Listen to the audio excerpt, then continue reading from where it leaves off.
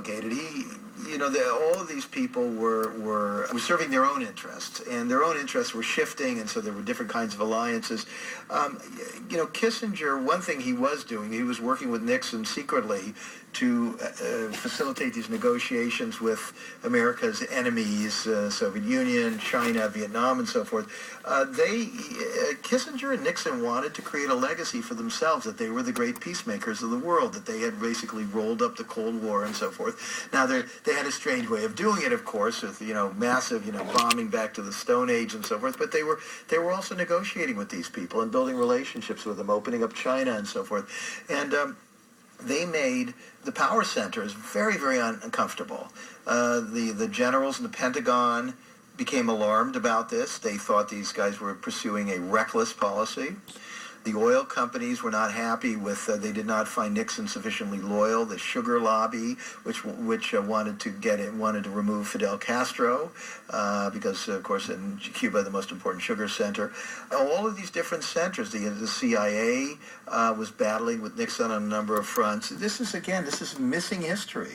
We just don't know this stuff. We think of Nixon as this sort of stooge of the military-industrial complex, but he actually wasn't. It was much more complex than that. Now, Bonnie said to be sure to ask you about Watergate and why Watergate is not at all what we think it was. Right. I have to explain, we'll talk about Watergate. I also should talk about the John F. Kennedy assassination, because both of these things, my eyes were just opened by this kind of research that I do. And I have to emphasize, anyone who doesn't know my work, it's all about facts. It's all about documents. It's all about interviews with sources on the record. I just follow the facts and let them go wherever they go. And very often, if your mind is open, it changes your understanding of what you thought was the way things worked. As far as Watergate goes, I had always assumed that basically Richard Nixon was power hungry and paranoid and obsessed, and that he had all these henchmen doing all these things. But again, writing a book that was at least nominally about the Bush family, I started studying George H.W. Bush's tenure as chairman of the Republican Party in 1973, and I thought, well, there he is at the height of the Watergate scandal. What's his involvement? So you mentioned that the Bushes don't show up much in accounts, and it's true. I went to the books about Watergate, and there's nothing about him in there. I went to the books about him, and there's nothing about him in Watergate in there.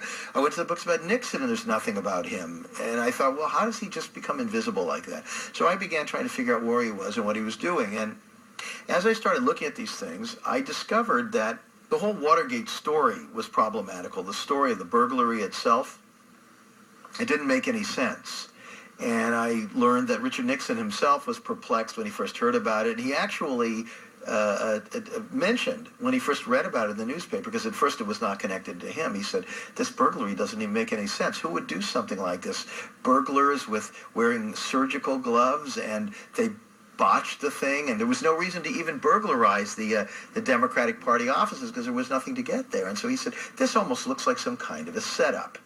And basically, that's what I concluded, was that it was a setup. In fact, in Family of Secrets, I go back and I chronicle precursors to the burglary. And these other things are all these different operatives, and they're putting in play things that, if discovered, will embarrass and harm Richard Nixon. And the people who are doing this, many of them have ties to Mr. Bush, who's sitting over there at the Republican National Committee, and many of them have ties to the Central Intelligence Agency. And then when we look at, let's say, the burglary itself, we discover that E. Howard Hunt was a high-level agency person, and these are the guys who were running this thing. And McCord, who was a important CIA guy, was the one who put the tape on the doors of the Watergate building in such a way that when the guard walked by, he saw tape on the door. Well, that was just ludicrous, because even an amateur knows you don't leave some telltale sign like that. It was clearly deliberate. And so I tried to understand that. And then I discovered that when Richard Nixon became president of the United States, one of the first things he did was he started a war with the CIA. And he started a war with them because he was trying to find out something about the assassination of John F. Kennedy and about the Bay of Pigs. And he started asking the CIA to give him files. And they would not give him the files. And he became outraged, and he said, I'm the president of the United States. This is a democracy. You have to give me these files. And they wouldn't give them to him. And so this began a very quiet war between the President of the United States and the CIA, which has gone completely unreported. That was the first part of a 1-hour interview with Russ Baker, the author of Family of Secrets.